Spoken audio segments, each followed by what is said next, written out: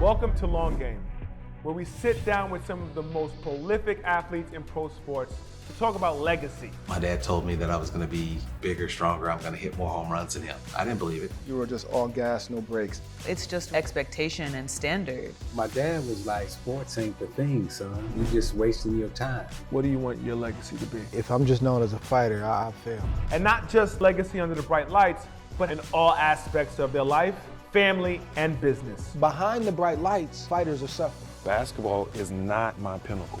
I came from an environment that breed champions. We worked with Dame, and we saw Dame every day. Everything you heard about him, that's what it is. My team here knows I want you to be great. If you're going to be mediocre, I don't want to be around you. Why is giving back so impactful for you? Why do I do it? Because somebody did it for me.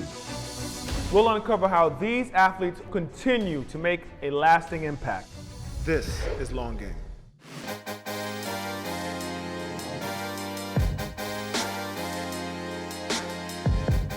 Today on Long Game, I'll be headed down to the big state of Texas to visit a current WNBA superstar. Ogwumike with the answer. Nneka Ogwumike is a Nigerian-American born in Tomball, Texas. As the oldest of 4 sisters, she served as an inspiration and role model both on and off the court. Nneka was a high school All-American who chose a scholarship at Stanford over the likes of Baylor, Duke, Connecticut, and Tennessee. Nneka left Stanford as the second all-time leading scorer. Nneka, welcome to Long Game. When we reached out to you to figure out where me and you can have this conversation, I wanted to be a place that had some significance to you. You chose the Houston Museum of African American Culture. Why? Well, first of all, Wally, thanks for having me. I'm excited that you're here in my hometown. It's not often that I get to, do many things in my hometown, so I'm grateful. And then, of course, for it to be here, I think it's just indicative of, the culture that we are raised in and the culture that we imprint. I always say, and I know you know this, we're the best of both worlds. And so from that comes great opportunity and great experience that really builds the society that we want to see. As we see in society, outside of even sports, but also if you look into entertainment and education and literacy, specifically, Africans who are first generation in Western societies are really excelling. And I think it's because of the parts of the cultures that we take from both sides. We are ingrained as West Africans in traditions, in customs, in expectations, in standards, and in richness. And that combined with the opportunity that a lot of Western society offers, I think it just makes the perfect combination. And it's amazing to be in a space, too, where that combination of kind of dual cultural experience allows us to excel in more ways than what our parents had expected or the culture had expected. I mean, I'm sure it's either lawyer, doctor, engineer. That's it. That's really what it is. And for a bulk of my career, starting when I played basketball at 11, there was a lot of skepticism from other families as to why, we would be playing sports. What are we gaining from it? Only to look, decades later and those same families are asking how they can get their kids into sports because my parents, I think they understood that it brought opportunity. Agreed.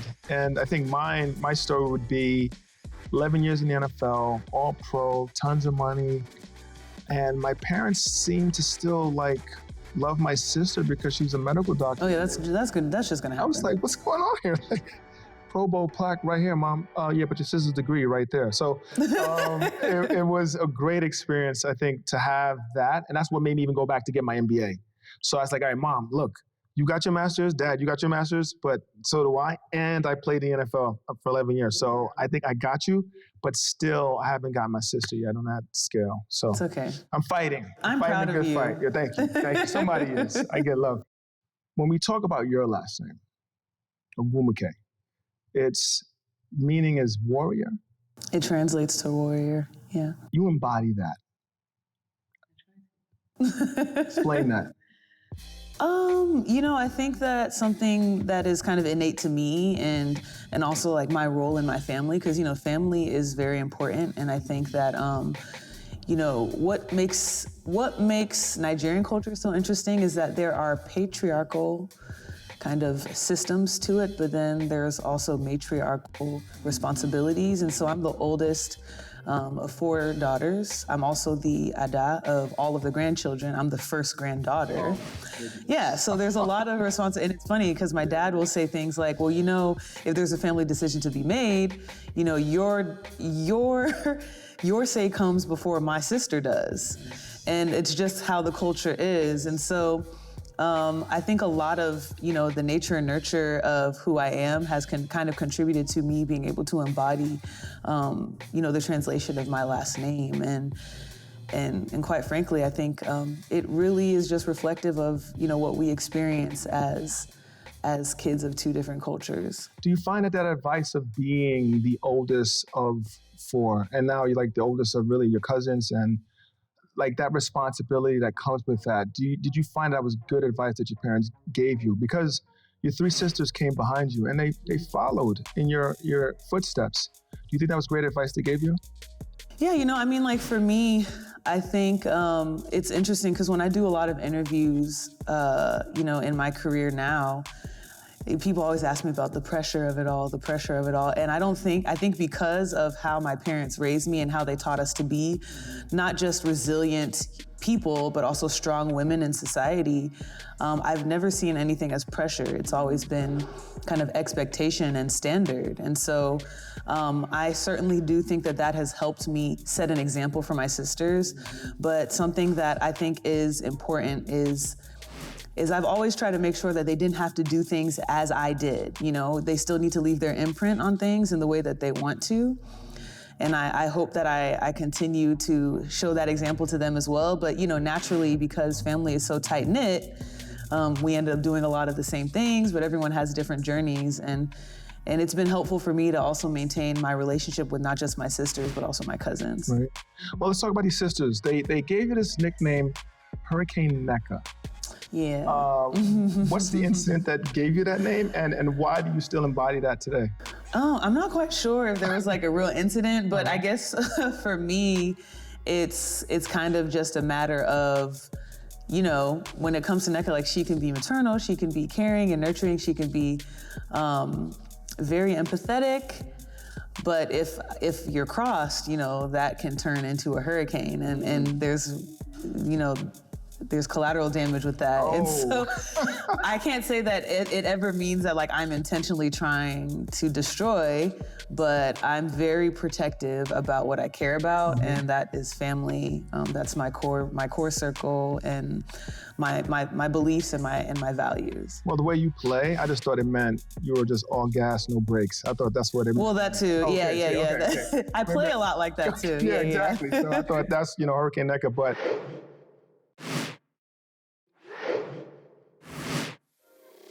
in 2012, Nneka was drafted #1 overall by the Los Angeles Sparks. And after her first impressive season in LA, Nneka was named WNBA Rookie of the Year. In 2016, Nneka was elected to be the president of the WNBA Players Association, a position she still currently holds. back to your parents, when you think about what they've instilled, and because they weren't as knowledgeable about American sports, who besides your parents did you look to help guide you in your path to greatness to where you're at right now? Yeah, of course, my parents, most definitely. And we learned along the way because none of us knew what sports was like. And it was fun to be able to have that learning experience, but then also have the support from them. And then, of course, my sisters, when I first started playing, none of them were playing. They were all watching me. And eventually they all kind of tagged along, but they supported me and they told me, not only can you get better, but you can be great at this. And we already come from a family of 4 daughters and a family of 6. So playing team sports was kind of ingrained in us. And I think because of those influences, I had a lot of great mentorship in the coaches and the educators and the administrators that had a lot to do with my success. And I really owe like my community so much gratitude and thanks for me being who I am today, because my parents, they raised us a certain way, then it allowed us to enter spaces that complemented what we knew to be the best way to be ourselves and to be great people in society. So, I mean, I have coaches, I have teachers, I have aunts and uncles, of course, and it's been a journey. And I do my best to continue to make sure that they know that I'm very grateful for them, and obviously maintain contact, because that's what it's about. It's about the relationships that you foster along the way. Yeah, that is that old adage, it takes a village, right? We sit here in all of your glory, but you didn't get here by yourself, so it's great that we acknowledge that. One of those spaces you did enter, Stanford University. I get tired of talking to people from Stanford because, I don't know, you guys, act like you're on some different echelon when it comes to sports and education, but we won't go there. I mean, we are though. Yeah, I knew. But at Stanford, you were labeled someone who, I want to say the question queen, or someone who would ask questions all the time. How did you have the courage, knowing as a freshman or as a sophomore, to ask questions of things you didn't know and made you want to get better and improve on things? It's interesting that you asked me the question that way, because you do have to have courage to speak up, and I think that just came from my natural curiosity and wanting to know, and also wanting to be better. If I didn't ask a question, I wouldn't know what to do. And so Tara, my coach at Stanford, she is the one who kind of dubbed me the question queen, to the point where some practices she had to open up and say, there's no questions allowed, because I was asking too many questions. But I think it comes a lot from kind of having that educative background in both of my parents, but then also naturally, I just love learning. I love to know things. I love to understand mechanisms and why things happen and how I can do things differently. And it has certainly evolved into my career up until this point. Mm-hmm. And I can't say that I'm going to stop asking questions. No, I mean, that's great. I think that's great for all of us, because you now are in a position where everyone comes to you as president of the WNBA's Players Association for answers. What do you tell those younger players, those younger women, on one, first, how to find their voice, but two, some of the ways that they can get their questions answered, so that they can reach the levels of greatness within their own lives? So, as president of the WNBPA, we've done so much, and there's still a lot of work to be done. But as we look forward, some of the things that I hope to lead in changing are most certainly, what everyone understands to be equity in sports. We've had a lot of success in providing more resources for players, but there's still a lot of legwork, and I look forward to continuing to enhance players' experiences in market, as it pertains to player safety, hopefully having travel that mimics that of the professional athlete, as I know you've experienced. So we're looking to do that on the women's side. One of the interviews you did with Trevor Noah, that's kind of when I was just like, yo, she gets it, right? And I think this approach of listening serves you well, because now you're able to provide the answers and the guidance that everyone may need, right? I'm listening to you talk, and I'm like, this is exactly how I need to live my life. And that's a testament to you. So congratulations on having those characteristics that make you a great leader. Thank you. In this process of being who you are and becoming, MVP in the WNBA, one of the best players to ever play the game, you've also done a good job of pushing the game of basketball globally. Once you first knew you were going to become a WNBA player, was this ever a goal of yours? Not entirely, honestly. I'm not even really sure what my goals were when I was playing basketball. I think when I first started playing, initially it was to be healthy. And then that evolved into getting a scholarship. And not just getting a scholarship, but getting one at one of the most prestigious institutions. And eventually I realized that making an impact globally had less to do about me campaigning for it and more to do with me being myself. And so through that, I had experiences that allowed me to play internationally and to also use my voice as a woman in sport. And of course, to celebrate my heritage. And that has kind of contributed to a global impact that, that I just want to, contribute to the movement. In 2018, you won the WNBA Cares Community Assist Award. What's special about this award for me, it's non-athletic. And knowing where you come from, I would probably be safe to assume your parents and your family appreciate this award. What did it mean to you? I mean, it meant a lot. I think that as athletes, we are perceived as being one-dimensional.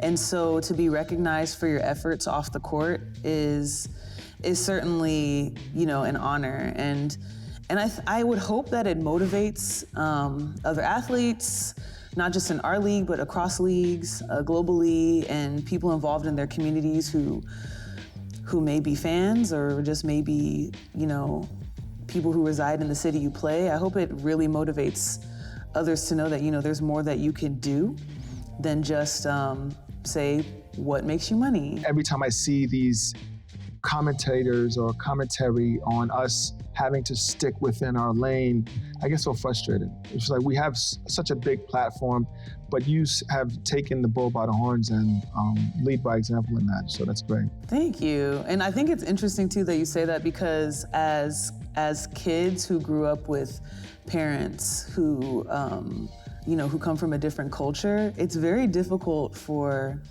athletes like us to hear that we should just stick to dribbling, because that's not our essence. That's not how we were raised.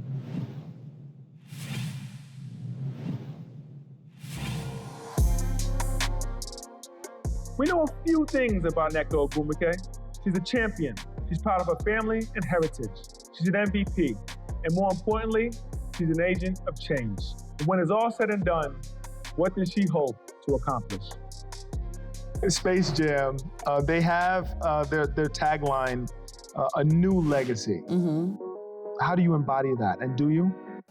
Absolutely. It couldn't be a new legacy without an existing one. And, I can take it all the way back to Title IX. That offered the opportunity for women to play on a level playing field. And ultimately now, as president, I never forget those who came before me, who paved the way for me be able to lead in the way that I do, not even make any type of changes, because I don't do it by myself. I guide the players to do what they, what's already there. They tell me what to do. We're in a great conversation here, and with the company that I work with, UBS, you talk about this a lot, about finding allies. How do corporations and companies like UBS do more to bring the community in and help uplift diverse communities, people from different backgrounds? How can we be better at that? I actually did a high-level internship with a company that is maybe number one in consultation, and so it was an honor to be able to be a part of their department that really targeted diversity. And one thing that I realized, especially after kind of being president under my belt for a little bit, is that there was a reckoning, in 2020. For some, it was a reintroduction. For others, it was just, unfortunately, another day. And diversity and awareness and authenticity have now been the buzzing words for a couple years now.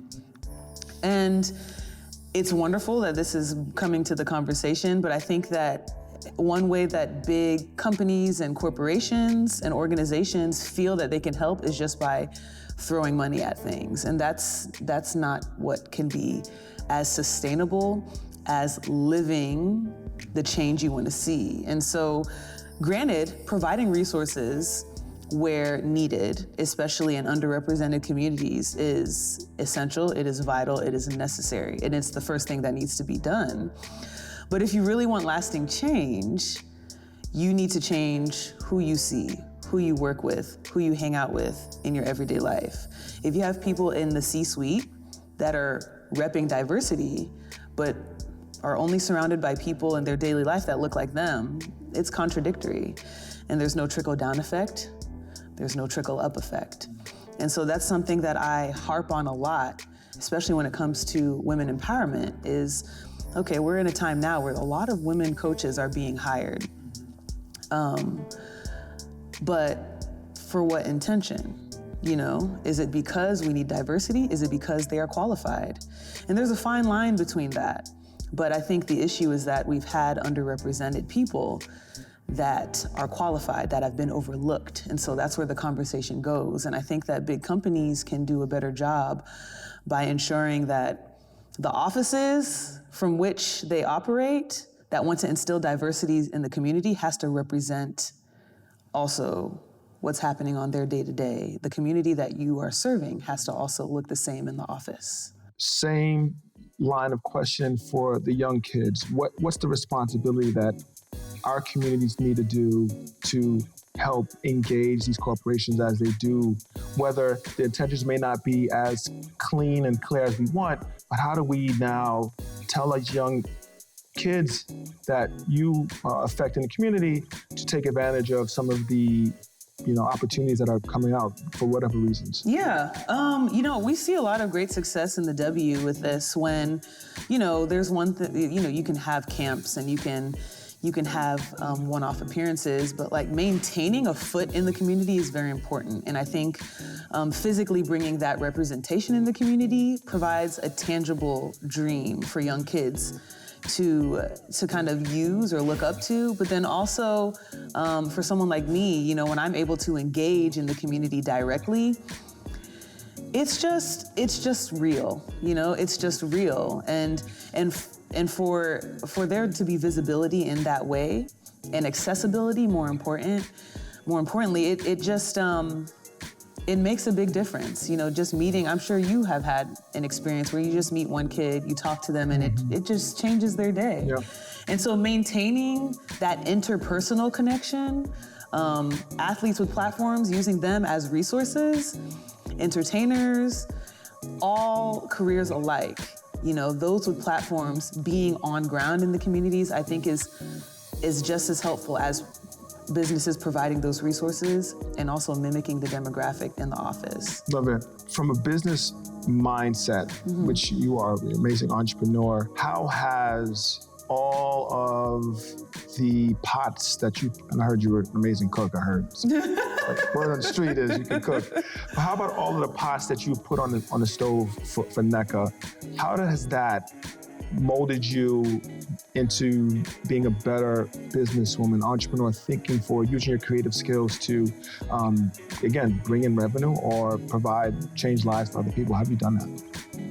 If I am going to engage with a brand, I'm not going to engage with them if I don't share their philosophy, if I don't use their product. And it's just the way that works for me. But I extend that not just in brands and partnership, but then also to, whether it's content capture, production, on set. I like to see people that look like me. I like to see people that don't look like me. And I like to see a group of individuals working together that are diverse. And so making sure that you can provide those opportunities is important. And someone like me as an athlete, I can request someone that aligns with what I believe and what I think is also contributing to growth in the industry, while also providing an opportunity for someone who may not otherwise have one. This is for, I think, generations to come. And that's what legacy is.